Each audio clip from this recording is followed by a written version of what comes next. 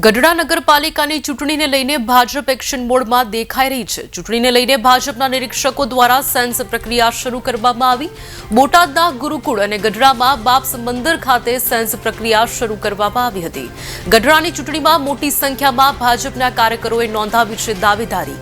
ગઢડામાં 150 જેટલા કાર્યકરોએ દાવેદારી નોંધાવી છે। બોટાદમાં 150 જેટલા કાર્યકરોએ દાવેદારી નોંધાવી છે। કાર્યકરોનો ઉત્સાહ જોતા ભાજપની સત્તા આવવાનો વિશ્વાસ વ્યક્ત કર્યો છે। મારું નામ કાળુભાઈ રાઠોડ।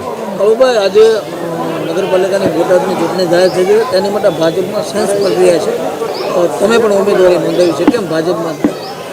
આજે પ્રદેશમાંથી જે આગેવાનો આવ્યા છે એટલે ભાજપમાં બહુ મોટો માહોલ છે। એટલે બોટાદના જે કંઈ વોર્ડ વિસ્તાર 11 વોર્ડથી મોટી સંખ્યામાં લોકો અહીંયા ઉપસ્થિત છે અને સેન્સ પ્રક્રિયામાં તમામ વોર્ડની અંદર ભાજપ મહેનતથી અને સારા વિકાસ થયા છે।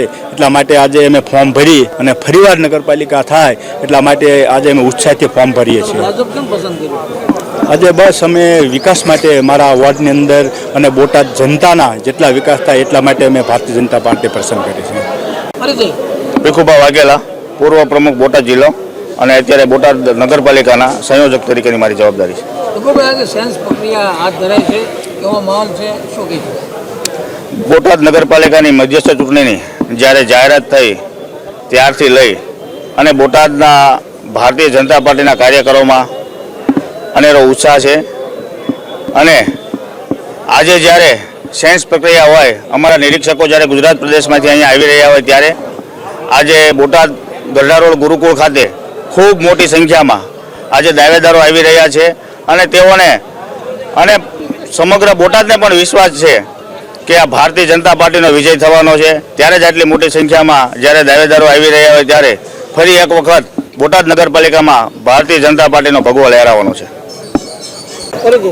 મારું નામ હરેશભાઈ દાદલ છે ને બોટાદનો સ્થાનિક રહેવાસી છું। હરેશભાઈ, નગરપાલિકાની ચૂંટણી જાહેર થઈ ગઈ છે, 16 તારીખે ચૂંટણી છે, ભાજપ દ્વારા સેન્સ પ્રક્રિયા છે, તમે પણ દાવેદારી નોંધાવવા, શું કામ ભાજપ? ભારતીય જનતા પાર્ટીની કર્મનિષ્ઠ કાર્યકર્તાઓની એક ખૂબ મોટી પદ છે અને આપ જોઈ શકો એમ ખૂબ વિશાળ મેદનીની અંદર આજે ફોર્મ ભરવા આવ્યા છે, કારણ કે એક અનેરો ઉત્સાહ છે। કારણ કે આપણા માટે ચૂંટણી જે છે એ એક પ્રસંગ અને પર્વ ઉજવાતો હોય એવી રીતે અમે ઉજવીએ છીએ। ભારતીય જનતા પાર્ટીના દરેક કાર્યકર્તાઓ આજ માંગણી માટે અહીંયા આવ્યા છે। ખૂબ સુંદર માહોલ, મેં જેમ કીધું એમ આપણા ઘરે જેમ પ્રસંગ હોય એમ દરેક કાર્યકર્તાઓના મોઢા ઉપર તમને એક અનેરી ખુશી જોવા મળે છે, કારણ કે નગરપાલિકાની ચૂંટણી ટૂંક સમયમાં છે ને એના માટે આ સેન્સ પ્રક્રિયા જે ગોઠવાડી છે અને દરેક વોર્ડના અમારા દરેક કાર્યકર્તાઓ આજે અહીંયા ટિકિટની માંગણી માટે આવ્યા છે। શું આપને ટિકિટની કેટલી અપેક્ષા? હા, દરેક કાર્યકર્તાઓ સ્વાભાવિક છે કે કાર્યકર્તા હોય એની અપેક્ષા હોય જ, પણ ભારતીય જનતા પાર્ટી એક કર્મનિષ્ઠ કાર્યકર્તાઓને વરેલી પાર્ટી છે। જે કોઈ પક્ષનો નિર્ણય લે છે એમાં સૌ આનંદ અને ખુશીથી વધાવશે।